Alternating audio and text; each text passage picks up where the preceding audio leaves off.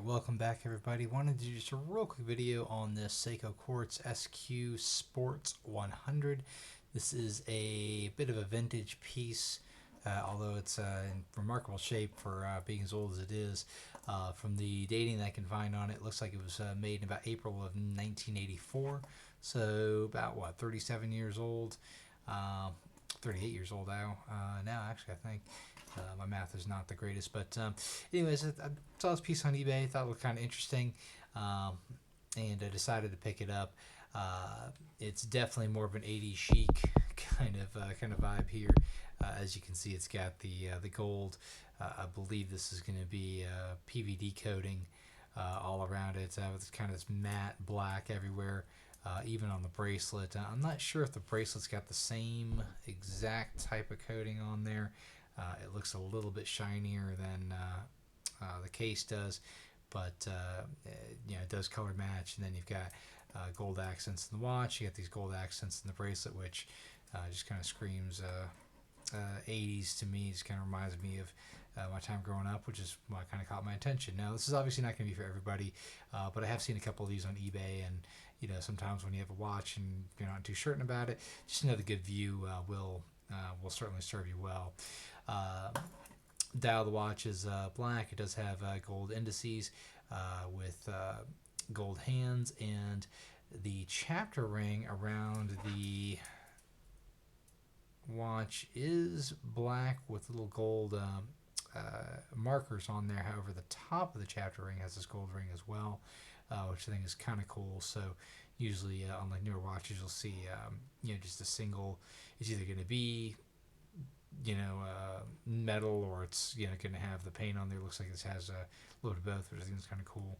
And you have these gold little. These aren't screws. I don't know if they're supposed to be like little porthole dots. I don't know, but there's gold little dots here, and then you have a gold unsigned crown.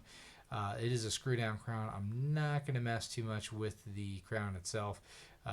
This is an older movement in here. This is a Seiko Quartz 6923 movement, which I don't think they have any, they don't make anymore. And this watch does get a little finicky when you mess with the crown. It actually will stop ticking until you kind of mess with it a little bit. But hey, it's 38 years old. You can't expect it to run brand new.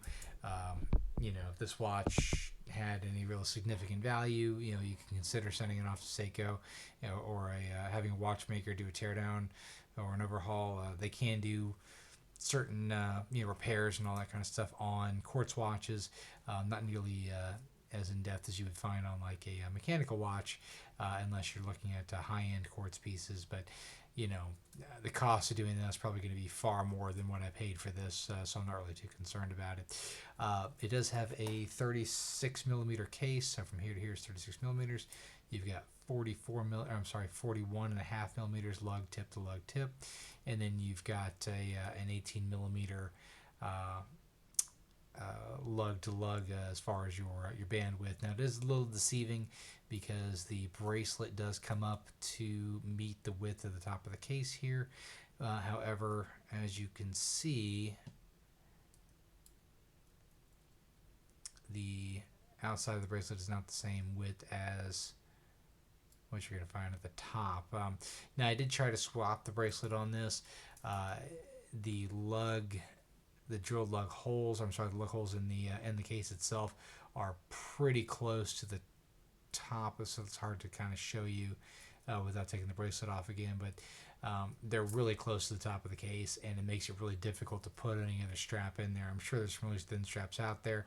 I didn't have any on hand. I don't really want to go through the hassle of that again, but just note that you're probably going to have a difficult time finding a good replacement bracelet for this, unless you know of one that I'm just not considering.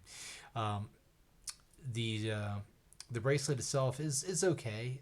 It does drape quite well, so it does articulate incredibly well, so it makes you quite comfortable. However, I found that it is a bit of a hair puller, so that when you've got hairy wrists like me, that is something you need to consider. But it does look kind of interesting. It does have was this 7? No, you've got 1, 2, 3, 4, 5, 6, 7, 8 micro adjusts. I'm sorry, 9 micro adjusts that you can do with this, which I think is kind of cool.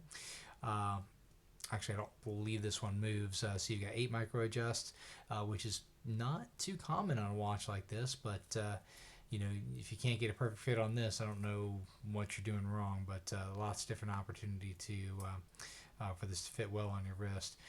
Let me go ahead and take my current watch off. This is a Seiko Spirit that I had picked up. Another quartz piece that I got for a pretty good deal off eBay. I got a little bit of a kick on those, so I don't know how many more I'm going to get, but you know, just want to kind of show you here. So there we go. That is my 6.5 inch wrist. You can see it fits on there, absolutely smooth.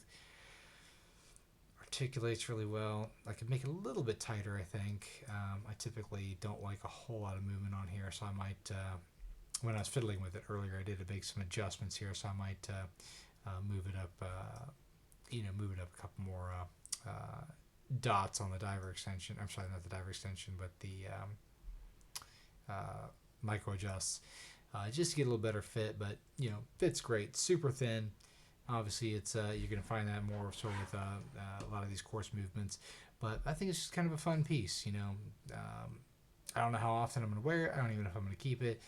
Bought it more on a whim, but you know, hey, if you see one of these for sale, and there's a couple of them on eBay, all in different different levels of disrepair. Some of them are in really good shape and are actually going for kind of a premium, and some of them are going for you know, for pennies, just based off of how beat up they are. But last thing I want to show you, this thing does have Lume on it. It's not super incredible, and I'm going to go ahead and turn off the lights. And I'll be honest, you're probably not going to be able to see much at all. It's, again, a 38-year-old watch. I don't think this watch has the same Lume that you're going to get, say, from, well, here, I've even got this piece on hand here. This is the Seiko SNXS 79. I did a video on this one here. I just happen to have it nearby. Similar size, but I think you're going to see a big difference in the Lume here. So let me go ahead and turn this off. And there we go. Okay, so right away you can see that the Seiko SNXS is glowing like crazy. You can see squat on the Seiko Quartz, which is actually on the left. So believe it or not, but you know, hey, what can you expect? It's, you know, it's a 38-year-old watch, and you know, I hope I'm doing this well. There we go. Good grief, I can't even find the darn light switch. You know, I hope I'm doing that as well after 38 years. If you have any questions, let me know. Again, I'm probably not going to keep it up. That was kind of fun. But if you see one that you like on eBay, hopefully this gave you a better view of what you can kind of expect with it. Hope all is well. Take care. Bye-bye.